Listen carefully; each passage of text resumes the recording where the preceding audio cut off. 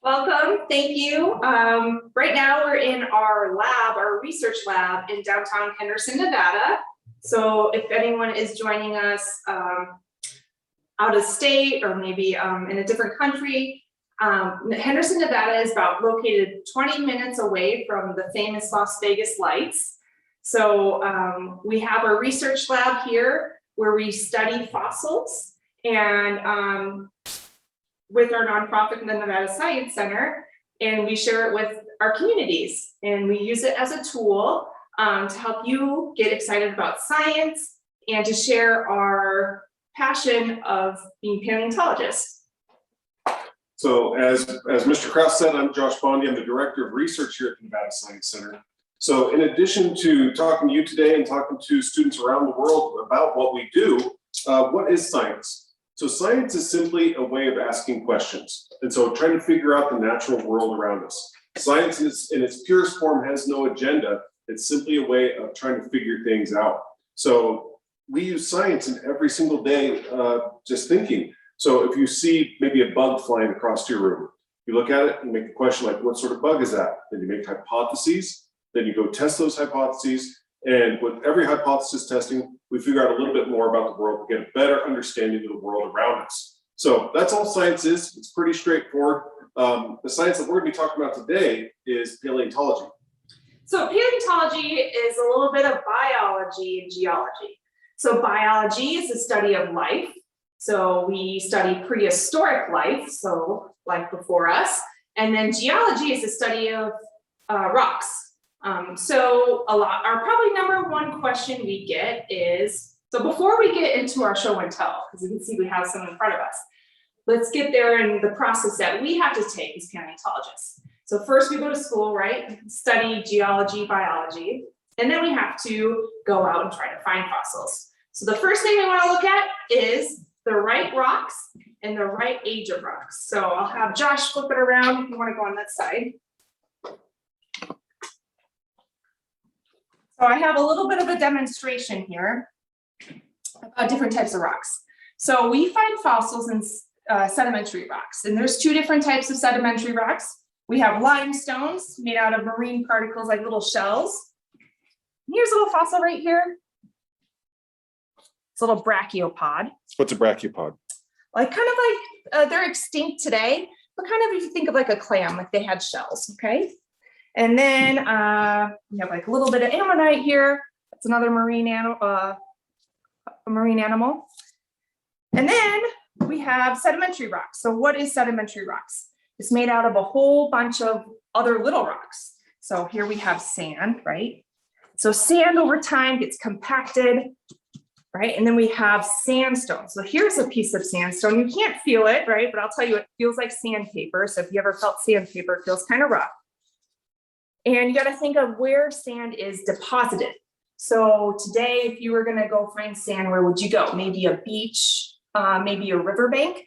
So this rock, we know that is 100 million years old. So going back to, what animals lived 100 million years ago? Dinosaurs, right? So that's what we have to do.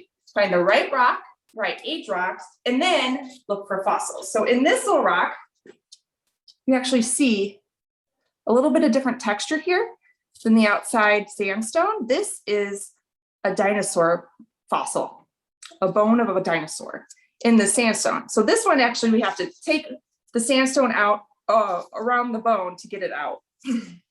But I have this fun experiment you guys can do to be paleontologists at home or when you're hiking. So if you go up to the mountains or wherever you live, and you see maybe a fossil, right? So I showed you this one shell, right? Is this a marine fossil or is this, a fossil from a river? Well, limestone is special because it has this special quality where it fizzes if you put acid on it. So here we have regular house vinegar, right? Mom probably cooks with it, dad cleans with it. And I have a little bottle, so you can even get a little bottle, put it in your hiking backpack. And when you're out and about hiking, looking for fossils, if you take some vinegar and you pour it on limestone, it's going to be hard to see on the camera, but let me see if I can get a piece of it. It will make bubbles. See if I can get this zoomed in.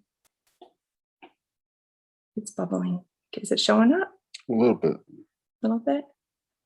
Anyways, that's kind of like a fun tool you can do when you're out hiking looking for fossils. So if it fizzles, that means it's a limestone. So it comes from the ocean, marine sediment. Here would be a land animal, a dinosaur in sandstone.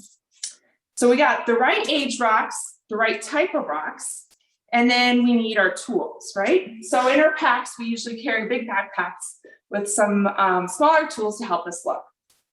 So I'll have you come over here. We'll look at our toolbox and what we usually put in our packs. So in our packs, we'll put a paintbrush. So this will help us dust off dirt. A trowel to help us dig carefully, move the earth a little bit. You don't want to dig into a fossil, right? And then of course, a geologist needs a rock hammer, right? And then we're in the, we also have a toolbox here. The toolbox doesn't come with us to the out into the field. So when I say when we go out to the field, that's when we're actually looking for fossils. The toolbox will stay here, but we'll take stuff out of it and it will be a good way to help us fix up the fossils when it gets here. So if anyone has a baby brother or sister, you know, these are used to suck out boogers, but they're also really good to gently blow away dust and dirt. More paintbrushes, tweezers for little things. Let's see. Chisels. Oh, and glue for when we break something, or not all bones come in one piece. That's some of our tools. Fossils, we're usually on public land. So public land can be Bureau of Land Management, it could be parks. Unless it's your own property or someone you know, it's usually public lands of some sort. So for us to get fossils, not the marine fossils, not the ocean fossils, but any fossils that have bones, like a dinosaur, anything with a vertebrae, you need to have a special permit. So we have permits from the Bureau of Land Management, state parks, national parks, so we can go collect fossils and bring them to our lab to research. So I'll let Dr. Bonde show you some of our research projects here in the lab.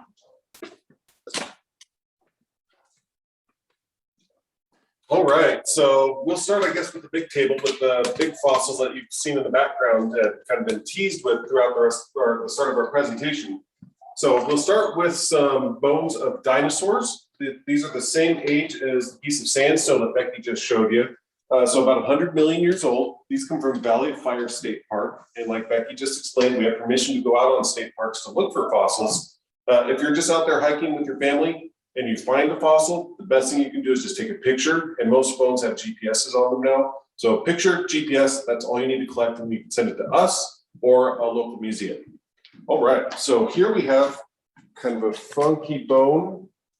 We found this one out in the back country on a hike. It's got kind of a weird knob there. It's got a long, slender shaft to it.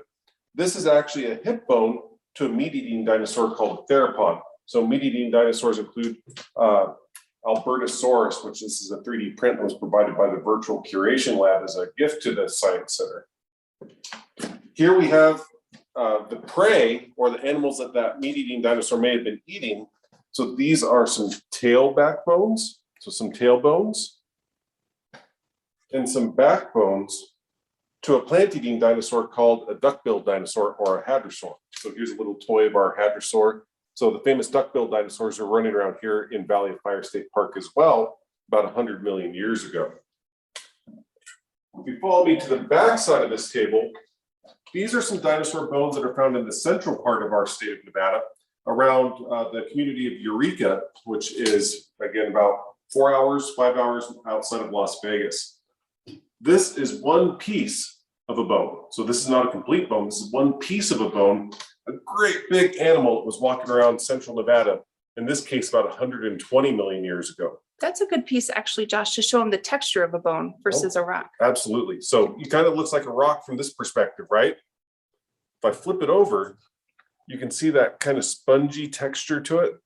That's when you're looking for fossils in the field, you're looking for those patterns. And this is one of those bony patterns that we keep an eye out for when we're out there hiking and it's 100 degrees and we're running low on water and you're trying to find fossils. and you see that pattern in the ground, that immediately grabs your eye once you're trained. Here we have some other bones. So here's a slender bone from a dinosaur that we're currently excavating about an hour south of the town of Eureka. These are some of the newer bones that we just found. We're currently working on permission with the Bureau of Land Management to excavate this big animal. These are just fragments of bones. And so the bones that these came from are still in the ground. They're still extending farther back into the hill, which requires a special type of permit that we need to get. So this is going to be a great big animal. We think these are also hip bones from maybe a sauropod dinosaur. So sauropods are the long neck, long tailed animals. So stay tuned. Future virtual field trip we'll take you out to maybe one of these digs or see what comes of this site. All right, some other fossils. Since you're in the Nevada Science Center, we'll show you some of our other cool projects. So Becky just talked about marine versus terrestrial or land animals. So here are some of our marine animals. We always get asked, what's the oldest thing you have in your lab? This is the oldest thing we have. This is over 500 million years old, so about 530 million years old. It's a trilobite, or it's a bug-like animal that scurried through the mud, again, 530 million years ago in Western Nevada. This is the head, this is the body going this way. Let's see, what else do we have over here? This is a piece of an ammonite. These are like the chambered nautilus, or a squid-like animal with a shell that was swimming through oceans in central Nevada about 320 million years ago. Get the toy. Oh, here's the toy that Becky just pointed out we got. So that's what you're looking at here, without the squid part. All right, any other marine stuff we want to show off, or should we keep moving? Let's keep moving. All right, so plants, how about plants? Oh, plants. How do we know what they ate? How do we know what animals ate? What animals ate?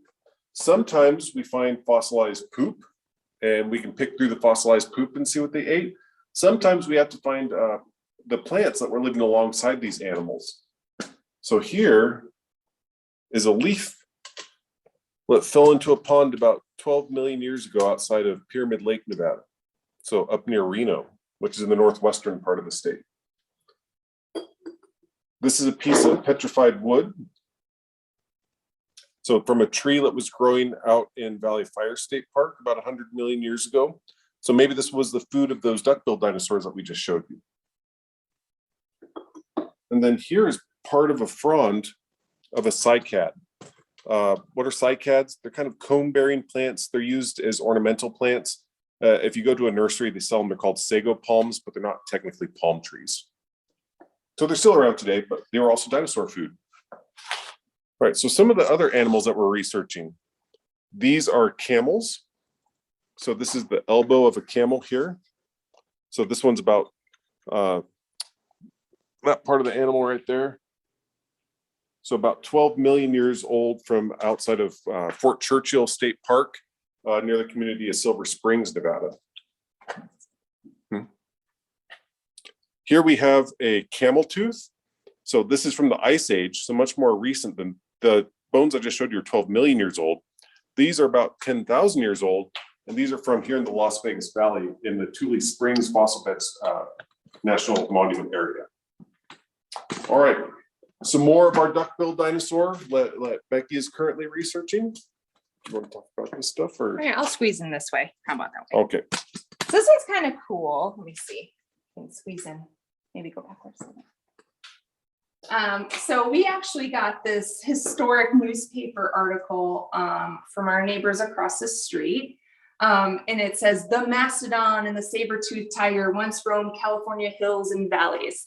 So if anyone's been to California in LA, there's a famous museum, the La Brea Tar Pits, where they have found a lot of different fossils from Ice Age animals who's gotten stuck in the tar pits there. We kind of have that same animal, Ice Age animals here in Las Vegas, but they weren't stuck in tar like the La Brea Tar Pits. They're actually, they fell into old springs that used to be here in Las Vegas. And now it's called Tule Springs, and we have a national monument and a state park up there. So here is a mammoth tooth. So mammoth, we had Columbian mammoths here We didn't have the woolly mammoths. Woolly mammoths were actually smaller than Columbian mammoths. We had the biggest mammoths were the Columbian. Anyways, so here's one of the tooths from a mammoth. You can see it's flat, and they would grind it down, and then new teeth would come in. So here's a tooth from Tule Springs here in Las Vegas. And then we have some other animals from here in Las Vegas, same area of the Tule Springs area. We have, Josh showed you the camel bone over there. Here's another camel bone, but this is a foot bone. This is a metatarsal. So very long. That camel must have been huge. And then a bison tibia. So bisons used to be down here too. Where's the tibia at in the body? In your leg. A shin bone, right? Right. Yeah, you can see that that crest on the top. That's where you would get your shin right there. We have horse teeth, so we also had horse here. And then we'll do some other elephants. All right, so in Nevada, we have lots of rocks that are from the Miocene epoch. The Miocene spans from about 23 million years ago to about 5 million years ago. So a couple of animals that we have, this one is from Washoe County. So that's up near Reno in the northwestern part of our state.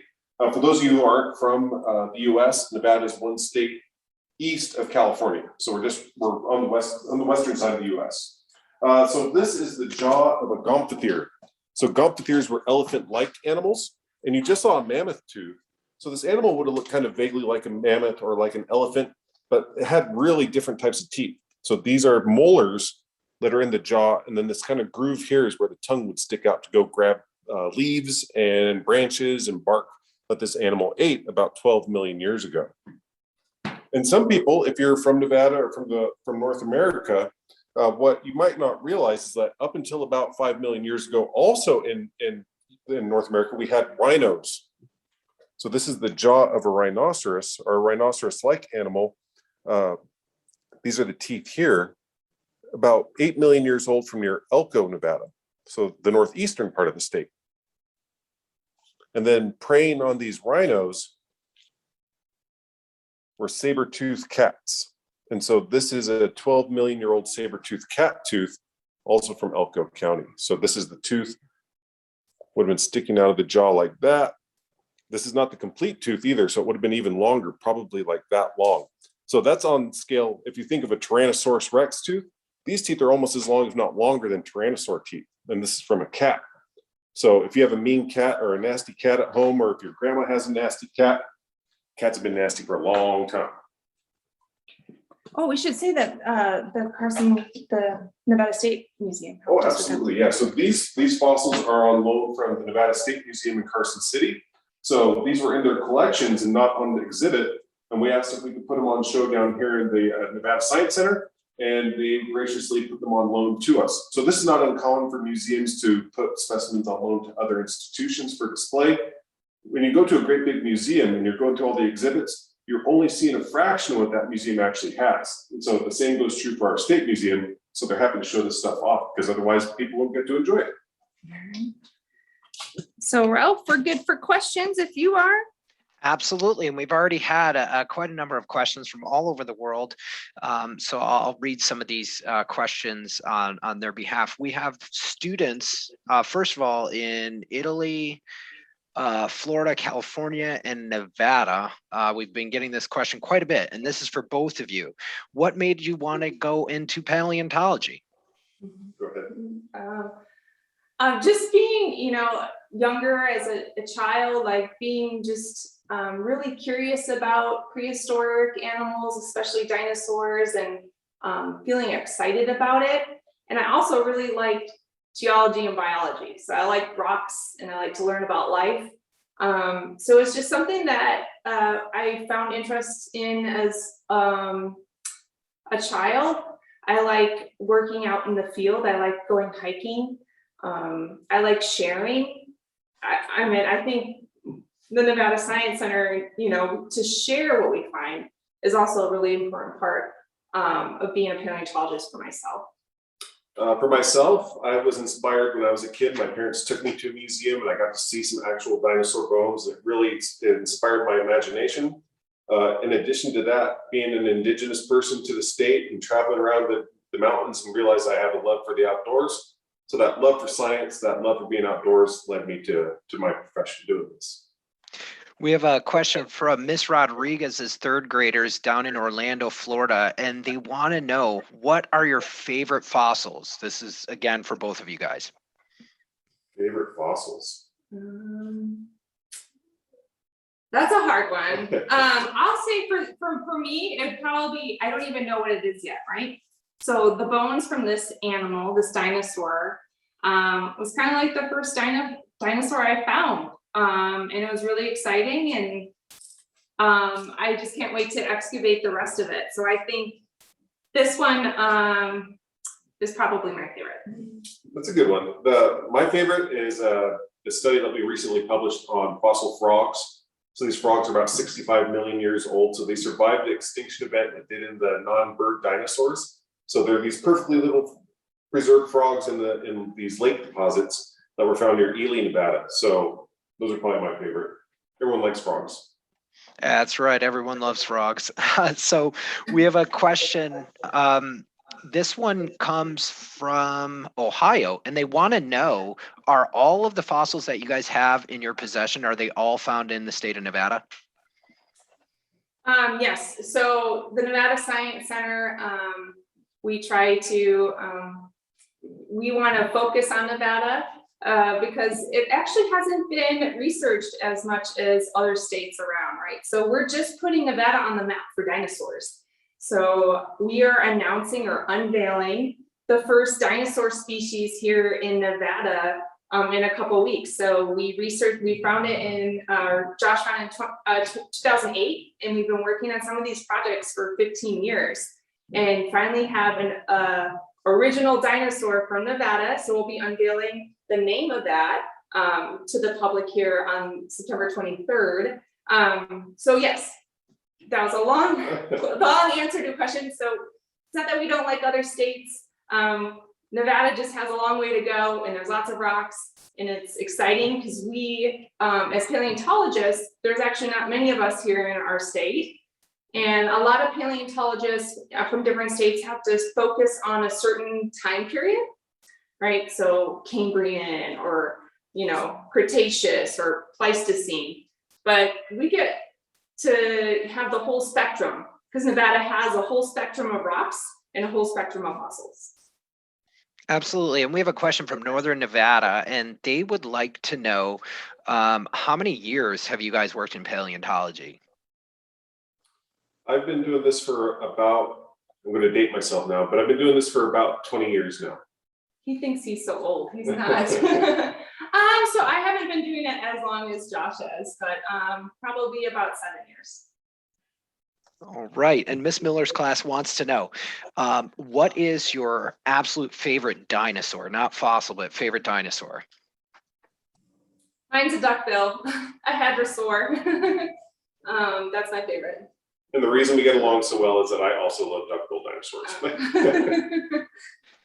We have a question from Miss Wright's class, and they want to know, how much education goes into being a paleontologist, and what are some good schools that kids could kind of maybe look towards as far as after they get out of high school if they wanted to pursue your career?